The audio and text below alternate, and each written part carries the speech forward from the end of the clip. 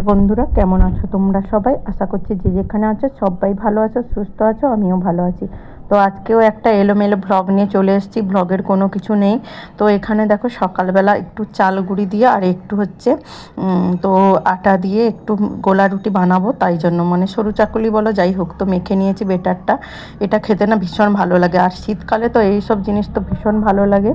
তো তাই আর কি বলো তো, সত্যি কথা একদম সময় পাচ্ছি না, এত কাজের চাপ যে একটু ভিডিও বানাবো ঠিক করে সেটাও সময় পাচ্ছি না। আর তো সেই একই প্রবলেম, আমি কারোর ভিডিও ঠিক করে দেখতেই পাচ্ছি না, তাই জন্য এত মনটা খারাপ লাগে না, তাই জন্য ভিডিও বানানো হয় না।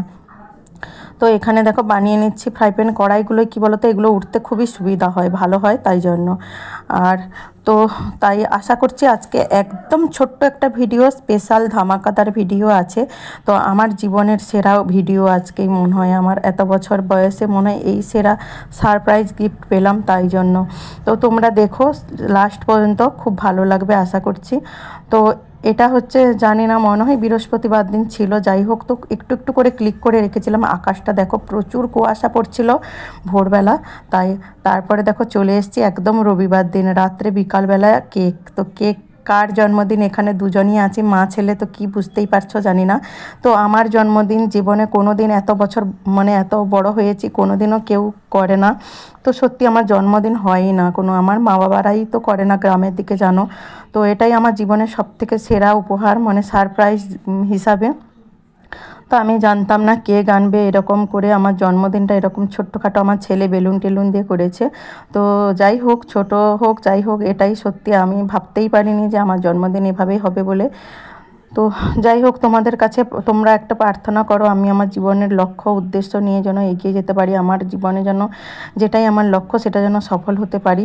আর তো আমার ছেলে বলছে মা আমি কেক কাটবো, তাই। আর এটা একটা কুর্তি দিয়েছে ওর বাবা, তাই জন্য সেটাই দেখালাম। আর একটু পায়েস বানানো হয়েছিল, তো মা বানিয়েছিল পায়েস, তাই।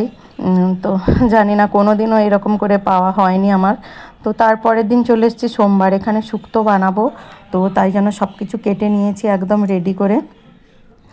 আর সত্যি কথা কি ভিডিও দেবো বলো তো, সত্যি ওই যে বললাম না, আমি কারোর ভিডিও ঠিক করে দিতে পারছি না বলে, তাই দেখতে পাচ্ছি না বলে, তাই ভিডিও দিতে মন করে না, এখন খারাপ লাগে, তাই জন্য আমিও দিচ্ছি না। তাই আমার জন্মদিনটা তো একটা স্পেশাল স্মৃতি হিসাবে ধরে রাখার জন্য, যেইটুকুন আমার ছেলেই ক্যামেরা করেছিল, পারেনি ঠিক করে করতে, মানে সত্যি ভিডিও করা হয়নি। কিন্তু সেদিন সকালবেলা না অনেক কিছু হয়েছিল, রবিবার তো ছিল, এমনিতেই মাংস টাংস হয়েছিল, তাই সেগুলো কিচ্ছুই শেয়ার করতে পারিনি।